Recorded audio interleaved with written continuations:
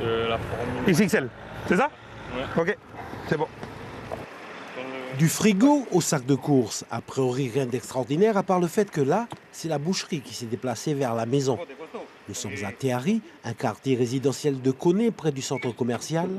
Arthur a passé commande hier sur Internet suite à une publicité sur les réseaux sociaux. Il vient d'être servi.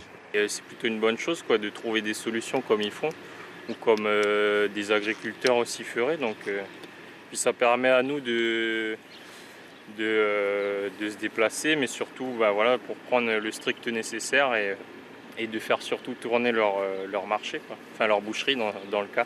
Théhari, c'est fini. Déjà voici le prochain arrêt, la cour de l'antenne du gouvernement, rien que ça.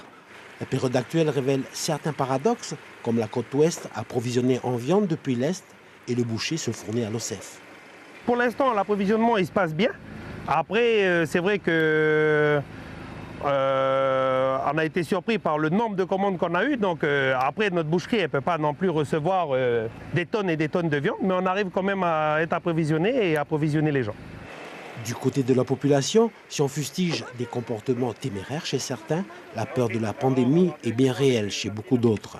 Et le service presque à domicile apporte bien plus que de simples courses, un peu de lien social dans un vide sanitaire. On privilégie les gestes barrières et on se protège, nous, du Covid-19 et on protège aussi les autres. Plusieurs formules existent, de 5 à 12 000 francs. Le paiement se fait uniquement par carte bleue pour limiter les contacts. Au revoir Konyambo, bonjour Katepai. La tournée se termine à Vaud, où l'alimentation est éponyme et quelques clients sont livrés.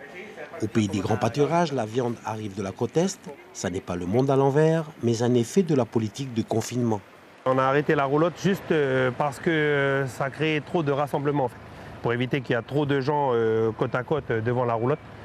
Ce système-là permet justement de mettre des gens à certains points, 2-3 personnes par-ci par-là, et puis on se déplace en fonction des personnes sur la RTR. La tradition du colporteur remise au goût du jour par nécessité, certes, mais c'était la seule solution pour préserver 8 emplois dans une petite entreprise de Poindimier.